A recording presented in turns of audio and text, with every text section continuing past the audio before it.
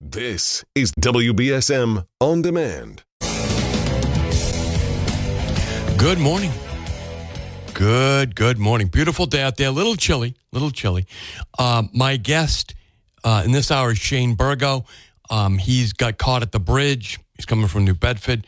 That happens from time to time. So we're not going to blame Shane. We get it. So when he gets here, he gets here. And that'll be fine. Hopefully safe enough, right? So if you're in the car right now, Shane, don't worry about it. We'll make plenty of time for you. So, because my 10 o'clock guest, Ian Abreu, canceled. So, I don't appreciate it when people cancel, but I guess his kid is sick. So that's that.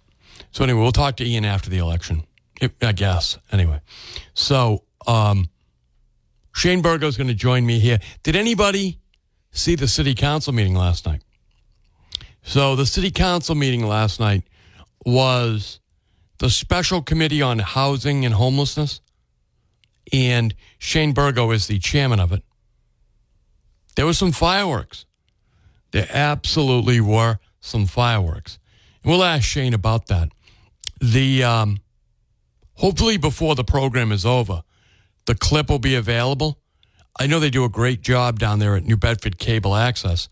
So hopefully by 11 o'clock or so, the clip will be available. I can play it for you because many of you in the audience either don't have cable or, you're a little too busy. You're not going to catch the New Bedford City Council. But I would tell you that they have a new report on homelessness and the emergency shelter system, what's available. There was a pretty good discussion about that last night. There is a line in the report, though, and Shane highlighted, and we'll ask him about it, that really, the chief of police described it best. He's here, if you can let him in. The chief of police described it best when he said fake news. Fake news. And I like that about the chief. He's no nonsense, right? You get that way from carrying a gun and having to arrest people. They accuse the New Bedford police of basically being like stormtroopers. And I was really glad to hear the chief defend his organization.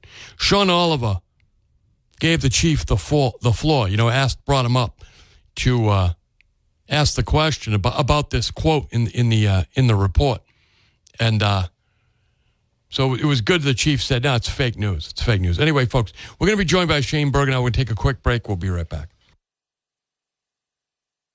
Takes a day off from work or some time off anyway to join me here in studio, and he always keeps his commitments. I do appreciate that about him.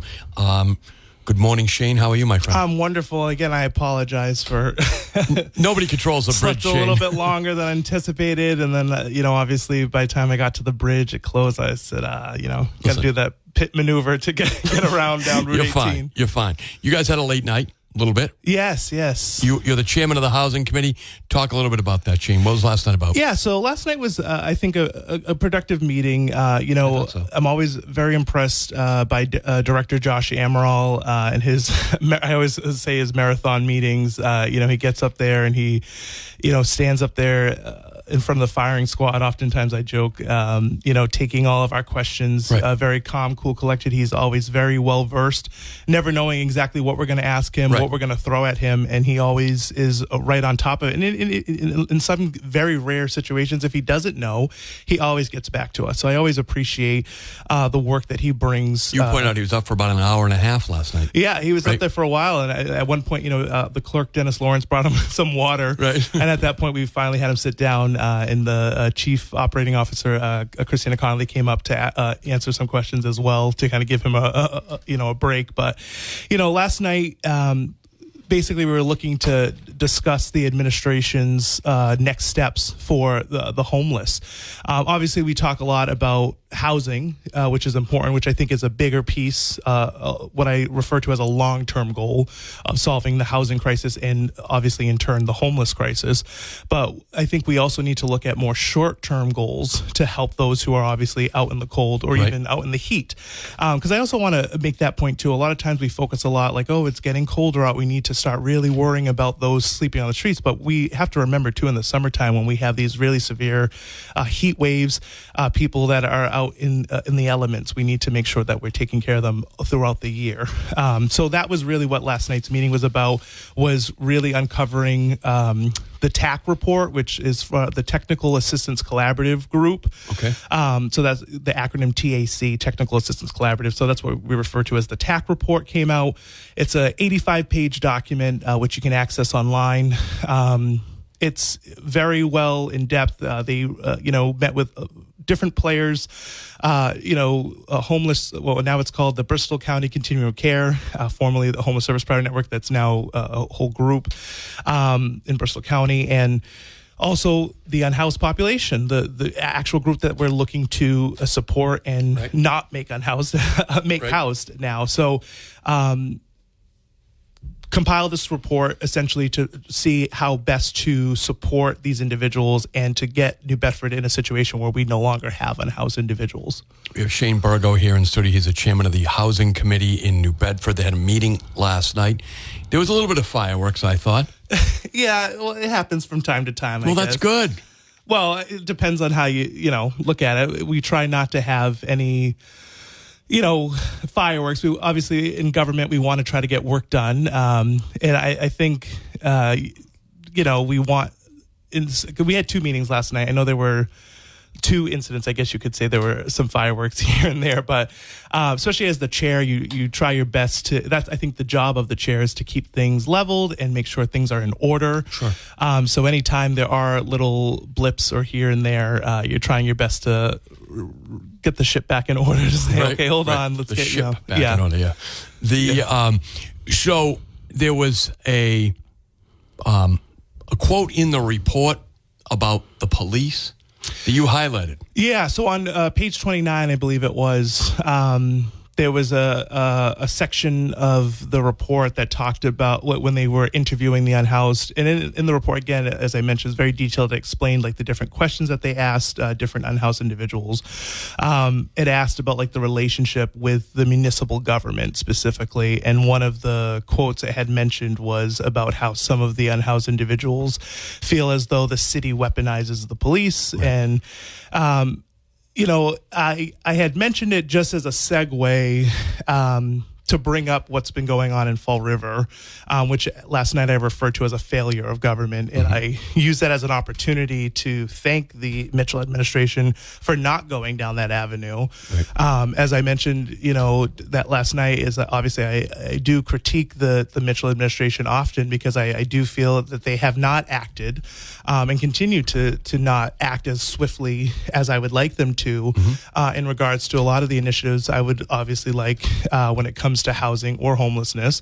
And in this regard, I'm very thankful. Obviously, Christina Connolly, acting on behalf of the administration, made it very clear that New Bedford is not a city that will be criminalizing homelessness, and ticketing people who are already in a situation where they can't even afford to put a roof over their head, let alone pay the city a fine. Right. You're fining someone because they have no place to live. So it's like, I know you don't have any money to eat or sleep somewhere, but here, give us some more money. If not, we're going to throw you in a jail. So I was very thankful. So I just wanted to get that on the record to make sure our city is moving towards positive solutions to try to help the situation, not to exacerbate it. Right. But yeah, so obviously one of my colleagues took issue with that because I thought the chief took issue with it. Yeah. Oh yeah. Because and I understand it's got up and said it's fake news. Yeah. And Shane, that was a pretty big moment in the committee. Yeah. So and I made sure too afterwards to make sure he understood, like, that's not coming from me. I don't want you to think that I have any ill will against the police because I think they do an amazing job, especially as an at-large counselor. I go to all the neighborhood groups. I do my best to go to as many as I can, actually, I should say, because I think one of the groups that I don't go I'm not able to make it to is the Ward 6 area one. There's two of them, Clark's Cove and The other one's escaping my mind, but the other ones I do go to often, and I do hear from the community police there, and I know that they have a very tough challenge when it comes to dealing with our unhoused population when you're trying to build a rapport with them, because at the end of the day, as challenging as it is, with our unhoused population, we can't have a situation, obviously, where they're sleeping on storefronts, where they're sleeping in parks. Right. We have to be able to help mitigate circumstances where, obviously, we want more shelter beds. We want them to be in better situations. Right. So I think it is a challenge for our police force, and they are doing the best that they can. So I did want to make sure I clarify that at the end of the meeting, too. Yeah. The chief, who I did see, obviously, was like, hold on, we're not doing this. We are doing the best that we can, obviously, to help these individuals. We're not at all going in like gangbusters in here terrorizing people. Right. But I think what I wanted to point out was like, well, this is why it's important that we do look at this report to find out where is this coming from. But after speaking also to Director Josh Amaral, he mentioned that the interview process for this report might have been a wider scope than just New Bedford. It was Bristol County. Okay. So it might have not just been the New Bedford police. It could have been other police within the Bristol County area, because this, again, as I mentioned, it's the Bristol County Continuum of Care. Right. So this is why, also, as I mentioned last night, we're going to have Josh Amaral come back again to do a formal presentation of the full report. As I mentioned, it's a lengthy report. Yep. Some of my colleagues still haven't read it in full. I honestly haven't read the full 85 pages. Okay. I've gone through the highlights of it, especially, one of the most significant ones is showing that New Bedford needs 50 more shelter beds in certain scenarios. And I say scenarios because, again, how detailed this report is, it goes through multiple scenarios of like, well, the city could do this in this scenario. Or so let me ask you a question, Shane, because I hadn't realized you hadn't read the report in its entirety. Why did you read that quote about the New Bedford police if you hadn't read the whole report? In other words, no one else, I think, would have known it, because most people don't read reports, that. And so when you highlighted that quote about the New Bedford police, basically not being about weaponized. The New Bedford police. Oh, the police being weaponized. Yeah. Why did that quote jump out at you? Because in the line, it says relationship with municipal and local police, it said. Right. That's what was in bold. And then it said in the quote, it says, city weaponizes police to terrorize. And that was the line that was highlighted. So it's either New Bedford, Fall River, Attleboro, or Taunton. Correct. Yeah. Potentially, that's what could be, yeah. And Well, that's those how. those four cities in Bristol County could be Freetown, Correct. because we're not a city. Yeah. So that's what I'm saying is that's what Director Josh Amaral was saying could be the situation, that it wasn't necessarily just New Bedford police where whoever was interviewed. So I noticed last night you brought up tent cities again. Where are we with tent cities? Nowhere, essentially. Okay. Okay. Well, what I will say is...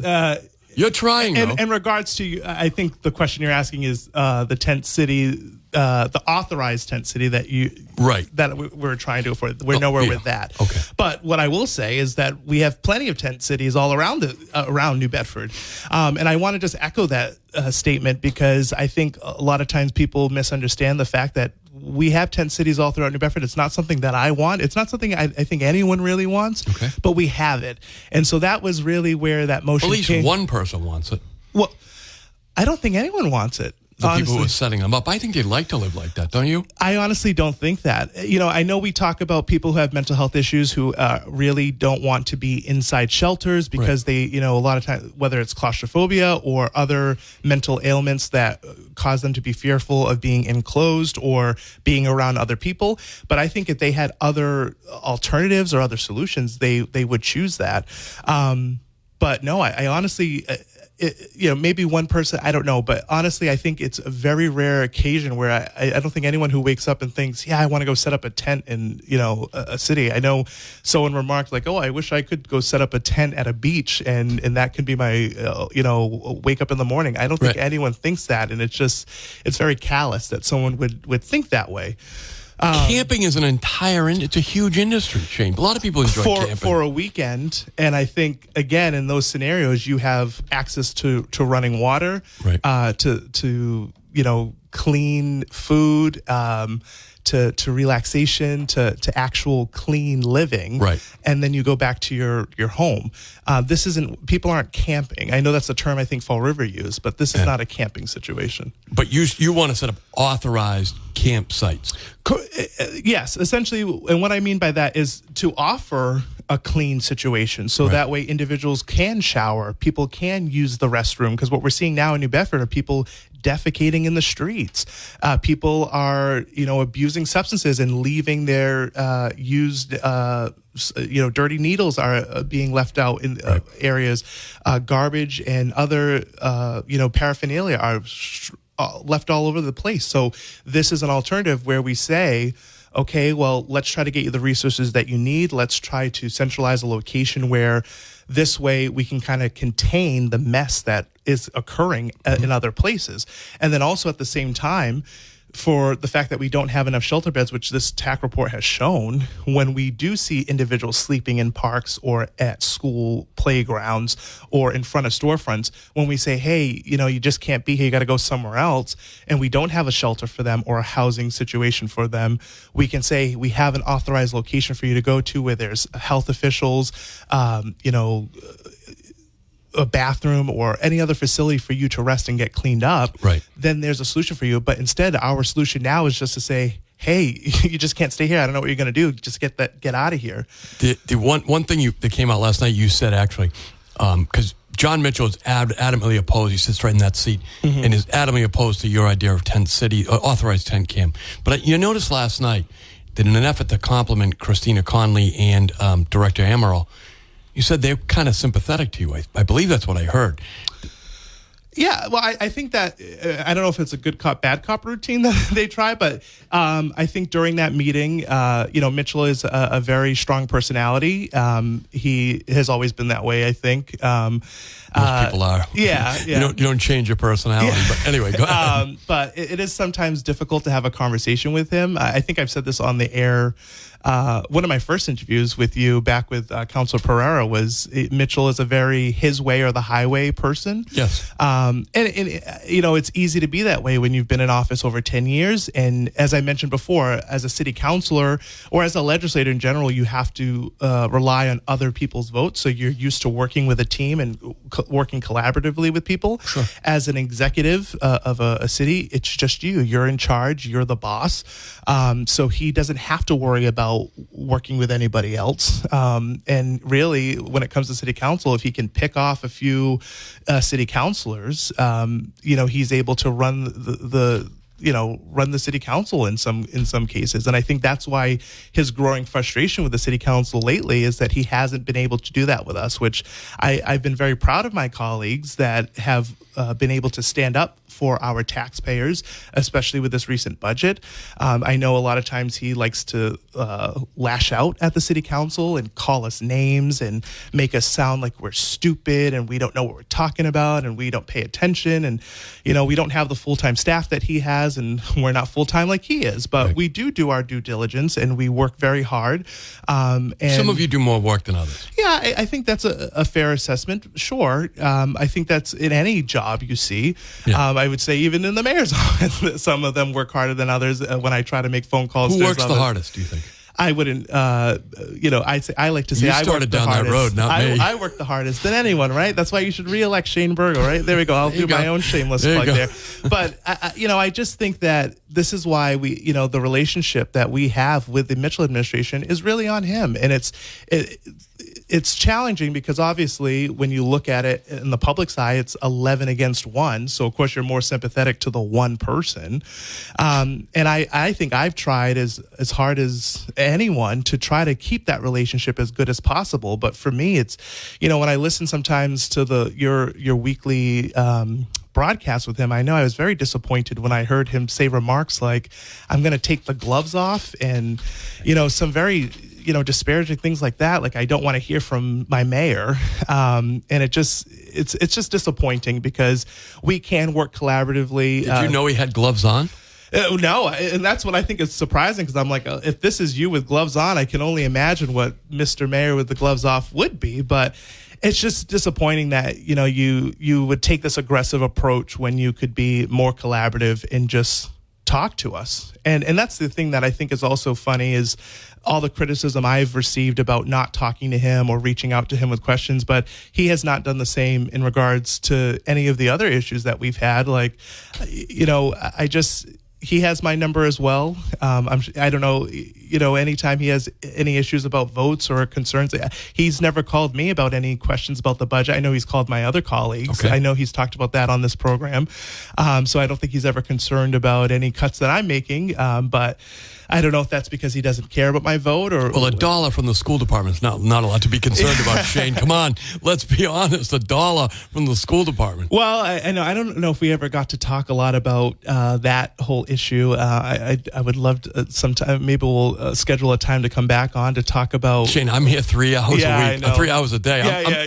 But listen, you work full-time job, but you're always, I know, willing to come in. So I do appreciate that. Yeah, and I think we'll talk more about that and why that $1 to me was so important. Okay. And I think not just for me, but as you know, it received unanimous. I think it was the only vote that got unanimous support that night for good reason. But yeah, I wish. Do you think you're making movement with his staff in your direction in opposition to him in his directives? No, I wouldn't say that. I think his staff. I think his staff always is going to be a good cheerleader for Mayor Mitchell. I think they're always going to work at his behest, which, I think if I was the mayor, I would want to make sure my staff are doing what I want them to do. Sure. But I think what his staff is really good at compared to him, which obviously he maybe should take lessons from, is they're really good at working with, at least with me, I don't know necessarily with my colleagues, being able to toe the line between the two personalities in the room. So dealing with the mayor's ego and also the councilor's ego that's there, and knowing like, okay, well, I know the mayor's a little heated right now and you might be a little heated right now, but here's where we can maybe meet in the middle. And sure. Maybe compromise is a word that was used in a different meeting that as I quipped to one of the people there, is not in the mayor's vocabulary. Compromise. Yeah. So, I always appreciate any department head who comes before the council, because I feel a lot of times for them, they become the punching bag for the mayor. It's, a lot of times the frustration and, questions that are coming towards them that they have to field are really ones that we're throwing at the mayor that they are now have to be responsible for answering. 508-996-05. Shane Burgo here, and he's the ward. He's that large council, elected by the entire city, and number 2 vote getter in the city. So apparently, race. yes, I guess so. Well, Not that matters much, yeah. It should matter a lot to you. Come on. No, I think, a vote's a vote, like they said, whether you come in first or fifth, they still call you councilor. That's true. We've got some people on hold. Good morning. Thank you for holding.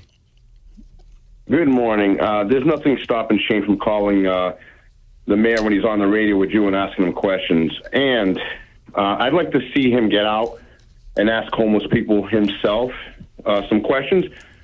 And when was the last time you visited House of Hope or any other shelter in New Bedford? Because it seems like they're not shelters anymore. They've become rooming houses for individuals that have been there for up to 10 or plus years. And it seems like you're throwing a lot of people under the bus lately. The chief, out of the whole report, what you seem to highlight is the fact that police are terrorists. And the other thing is when NB Live asked you questions why you didn't support a motion when it comes to some issues out the House of Hope, you pointed your fingers at 2 colleagues stating that people like them were there, not in my backyard, is what's preventing shelters from happening in the city. And I'll sit aside and listen. Thanks for the call. House of Hope. Yeah, so House of Hope obviously is a tough situation, obviously. I have not visited House of Hope, but what I will say in regards to House of Hope, it's one of those situations where, of course, you want people to have a better living situation. We don't want people to be living in terrible conditions, obviously. However, at the same time, if House of Hope closes down and those individuals, I believe it's about 50 or so people that are living there currently. And as the caller, Carlos, I believe it is, pointed out, that are there continuously, essentially like a rooming house. If they leave, the only other place that they're going to go are the streets, right, which is an even worse condition than House of Hope is currently in. Right. Again, that's not to excuse the conditions that have been reported. They're coming before the Committee on Appointments and Briefing to discuss, I believe it's Reverend Bob Hughes that runs that facility. I think that they're doing the best that they can in the current situation with the money that they've been using to run the facility. The people that are living there obviously have a roof over their head. They have heating, cooling in the summertime. They get 3 meals a day. Again, not trying to excuse the living conditions that they are being piled up based on the reporting that I'm hearing. Yeah, the reporting. That they're being piled up in there, that there's not enough shower access. The roof is caving in. Again, those are very terrible situations to be living in, but if it is to shut down, there is no other place for these individuals to go than the streets, which is why a lot of times if you do speak to those homeless individuals, they'll tell you they are okay living there and they want to live there. No one's forcing them to live there, but this is the best alternative for them. And this is exactly why I'm so passionate about trying to solve this housing crisis that we're in. 508-996. We have Shane Burgo. He's an at-large city councilor in the city of New Bedford. Good morning. Thanks for holding. Hey, good morning. How you doing? Doing well. How are you? Not bad. Hey, Shane, so let's just pretend I'm a billionaire and I want to step in and I want to fund your initiatives, to help solve the homeless problem. I mean, what are the steps that you say you could see right now to say, hey, if I have the resources, these are the things we need to do? So why don't we go down the list together? Yeah, so what I was really, which we talked about last night, was when Julia Orlando came and talked about what they were doing in Bergen County, where they used, I forget how much $1 million. Sorry. Did that disconnect? Can you still hear me? I can hear you. Okay, sorry. I can hear you. Okay, good. I forget how much money the county invested into essentially a 24-hour shelter where they did a housing first model and a rapid rehousing. But essentially, this facility has, a certain number of housing emergency shelter beds, and then while you're there coming into the shelter, it's like you come through the front door, and the analogy that works, you come through the front and you go out the back into housing, and so that's essentially. So you got emergency housing to get people in, and those are, I'm assuming, people that are reasonably healthy and are out of luck, so to speak, work wise or something along those lines. They need a hand up and a place to live until they can get back on their feet, so to speak, and get back into. Yeah. Okay. Go ahead. Yeah. Essentially. Yeah. And in some cases, like here in New Bedford, we saw in the report that there's, I think it's like 28% of part of the population is elderly. And I think a lot of that situation, obviously, they're living on Social Security. So there is that fixed income. So we just need, I think in the report, it showed more elderly housing. A part of the report did mention too, I believe it was like they recommended 30, if I'm remembering correctly, I don't have it in front of me, but 30 permanent supportive housing units. So, New Bedford Housing Authority type style housing units for individuals on fixed incomes like Social Security and such. So that would be something that I would be looking for, especially because we see a lot of times a huge focus on, like downtown, the post office. You see the individuals after they are released from the shelter. That's where they congregate. Let me ask you another question. Yes. What do you do? Okay, so you got this one group that the housing is really the issue. Like if Chris was on was out of his house, getting him into a house and a safe place, that's great. You mentioned low-income families and elderly people. We also have domestic violence survivors. They're all in that sort of, they can function, but they need a place to stay. What do you do about the mental health and substance abuse people? Yeah, and then that's where also they have wraparound services and other resources at this facility to help those individuals transition in. I think the other too is even the individuals that aren't facing mental health issues that are transitioning into housing, they also, in some cases, need that initial help moving in because they might have never lived on their own. So we've talked about that too, is even just aside from the mental health piece, getting people hooked up with mental health counselors and getting that help to transition into housing. Even the individuals that aren't faced with mental health concerns, sometimes it's their first time living on their own. We want to be able to have resources for them as well when they finally do get an apartment. How do you set a thermostat? How do you, things like that. I remember when I first lived on my own, I had oil heating. I didn't know how that worked, and I remember the heat. Don't you care about the planet? I know, right? You got to get solar, right? There should be an ad for that right now. Oil's fine. Oil's fine.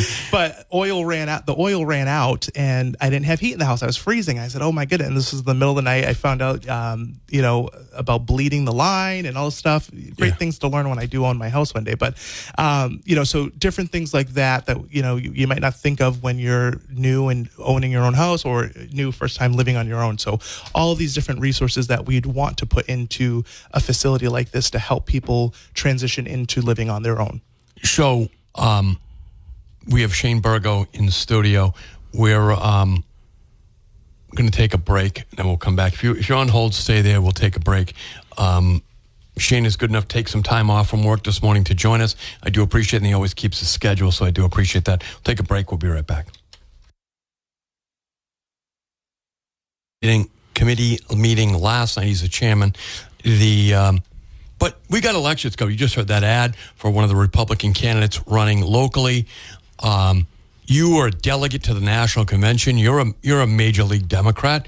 Your thoughts on the upcoming election, Shane? Well, it's the first time I've been characterized as a major league Democrat. Well, you were a national delegate. I mean, that's a big deal. Yeah, I was in 2020, which is so funny because during 2020, this DNC convention, which was obviously back in person. 2020 was virtual. Everyone kept telling me how 2020 didn't count because it was virtual. Because they kept saying, "Oh, is this your first time being a delegate?" I said, "Oh, well, I was in 2020," and they look at that doesn't count. So that was a foregone conclusion anyway, right? Yeah, that's true too. Yeah, unlike 24, which actually that was a 20.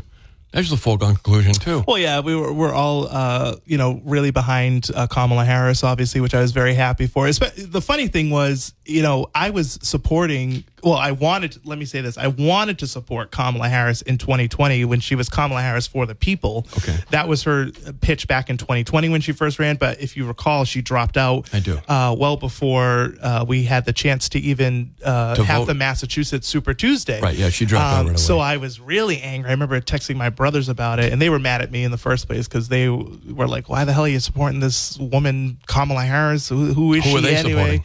My brother Joe has been behind Joe Biden for like the longest time. Okay. He's been riding with Biden, as they say. Is he disappointed in the coup d'etat? I think. Well, funny enough, him and my other brother, they were kind of seeing the tea leaves, I guess, for a while, and I was I guess delusional one that kept saying, "No, it's not going to happen," and I kept saying to them because I thought Biden was all right. Yeah, I kept. And I think when I was talking to you after the debate, the only debate that he had, where essentially he dropped out afterwards, I was very strong supporter. I was doing my job as one of his delegates to say no, like he's in it for as long as he's in it, I'm fighting for him. That's my job. I signed a pledge. You have as a delegate, I don't know if they do this as a Republican side, when you become a delegate, you have to sign a pledge saying you're going to vote for him, you're going to stick with him. Right. And then I remember the day he dropped out, I think I had shared this with you, I don't remember, is the Biden campaign was actually calling delegates to make sure that they were still. You did tell me that. Yeah, supporting him.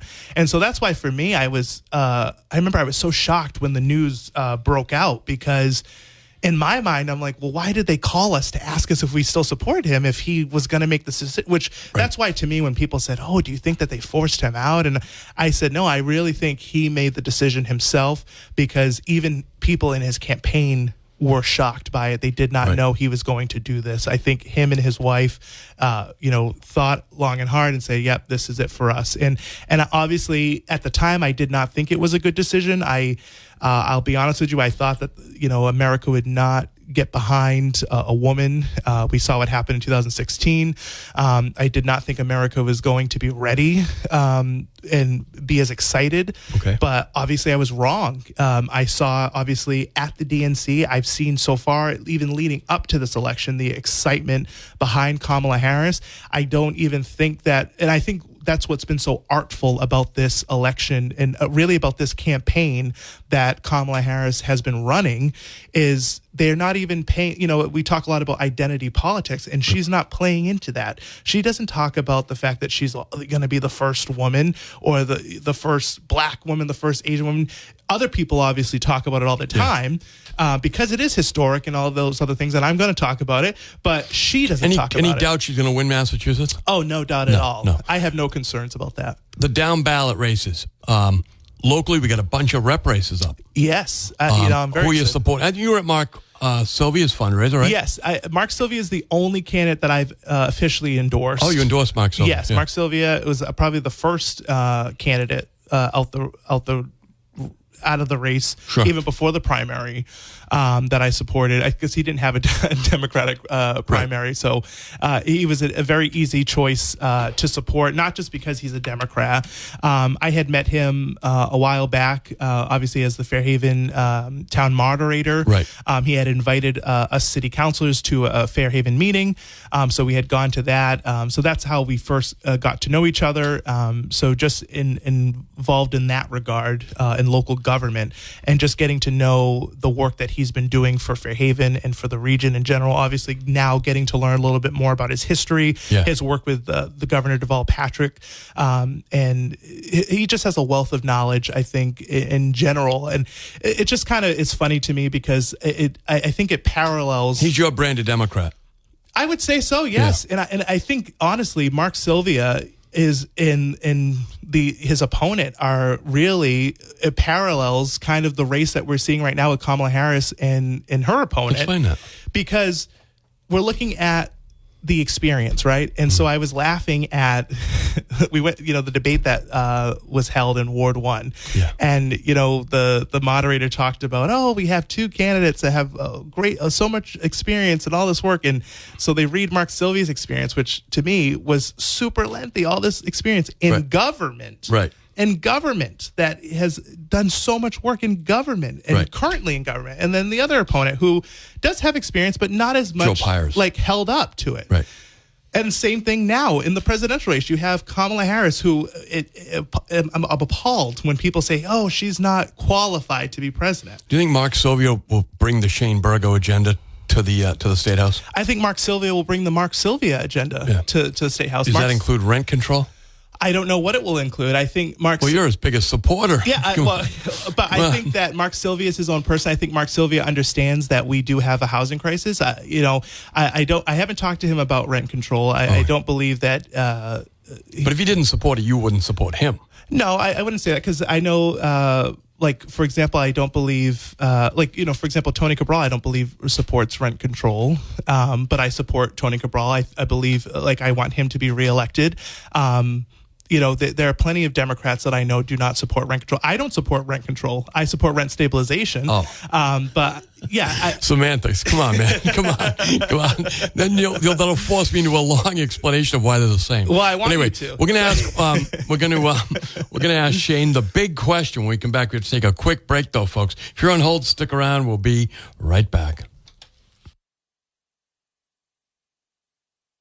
Before I go back to the phones, I'm going to ask him the big question. Rumor is, Shane, that you have enough votes to be the next city council president, city council of New Bedford. Is there any accuracy to that? Wow, that's news to me. I'm sitting here wondering what the big question is going to be. I thought it was going to be who am I voting for president, but we already answered that. I guess everyone should know I'm voting for Kamala Harris and Tim Walz, which I hope everyone else does. But in terms of who I'm voting for. Would you like to be the city council president? I think I wouldn't mind being the city council president. In terms of whether or not I have enough votes for it, I don't know. But no, I've been too focused on making sure we elect Kamala Harris and Tim Walz and making sure in Massachusetts we keep our Democratic stronghold to make sure we make housing more affordable and we find tell solutions. the people of Fairhaven and New Bedford to vote for Mark Sylvia. Yes, and make sure people vote for Mark Sylvia and Chris Hendricks and Tony Cabral. And those guys are running unopposed. Chris Hendricks was just here last week. Good guy. Yes. 508-996-0500. Good morning. Thanks for holding. Am I on? Yes, you're on the air. All right. Shane, keep up the good work you're doing. I've volunteered to help homeless people since '86, so I have a couple of tips here that should be something everyone's aware of. There should be 3 drop-in centers throughout the length of the city with social workers and counselors and services available there, including an ombudsman and a navigator to help homeless people apply to the right services, etc. Secondly, there should be porta-johns throughout the city. And finally, I believe that a system should be set up for contributions for gift cards so that homeless people can have hot meals during the winter, going to restaurants, etc., for comfort. The statistics on homeless people in Massachusetts or New England in general is they can't really survive more than 2 winters out on the street. They will die from hypothermia. So it's very serious that they have a place to go. Thanks for the call, my friend. What about portable showers? Because that seems to me to be like something that is pretty easy to do and pretty reasonable accommodation. Yeah, I think, again, this is a part of what I would like to see with our authorized encampment site. Okay. Like I said, a location where they could come and shower. I believe the city does have an apparatus of that sort that we could use. But obviously... It's like a portable shower, right? Yeah. And I don't believe the mayor wants to do that, but I think that would be useful. Obviously, the mayor has shut down downtown to the homeless population as the Because there are homeless people here in Fairhaven that we could send over to New Bedford. You guys could take care of them for us. Well, I know you like to point that out. If they build it, they will come situation. Isn't that true? But, well, I think if we can help any people, then we should help them. Yeah. You know? I agree. You should. So, yeah. I know that's the scary tactic that we use is, if we do these things, we'll attract people, then that's fine. If we want to help people, we should help people. Have you ever thought about distributing costumes to the homeless, the panhandlers, so they would make the place look a little better, more like Disneyland? If you had the people down at Market Basket at that island dressed like Kermit the Frog or Goofy, whatever, it would make the place look more upbeat, don't you think? No, because obviously I don't think that the unhoused population are people that we should... They would get more tips from the people driving by, I think. Well, no, but... you wouldn't say, your little kids would say, Ma, give Goofy some money. No, but what I want to go back to what the caller was saying in regards to gift cards. I do think it's a good idea. I do want to shout out Destination Soups downtown. I know that they have a soup wall that people that do go there can pay a certain amount of money so that way unhoused individuals can go in there, and they do offer free soup for those individuals because some patrons do donate, and so I do want to shout out Destination Soup for that. Yes. It's like a soup kitchen. Yeah. Well, a little nicer than soup. I think Destination Soup's a lot nicer. No, I like Destination Soup. And they have really good soup. They have really good soup. Yeah.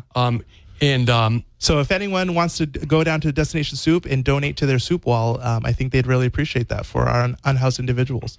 Shane, how many electoral college votes do you think your candidate wins? 400, and I think that Florida's in play, honestly, unless we have an Al Gore situation. I don't think it's going to be as close as people think. I honestly think that's the message that... You think it's going to be a blowout for Harris? I honestly do. And I think the only reason why we're setting it up as it's going to be a close election is so that way the other side can do their stolen election nonsense when it is a blowout. They're going to say, this is impossible. Look how close this race was going to be. So you think the media is in cahoots with the Trump campaign? I just think the media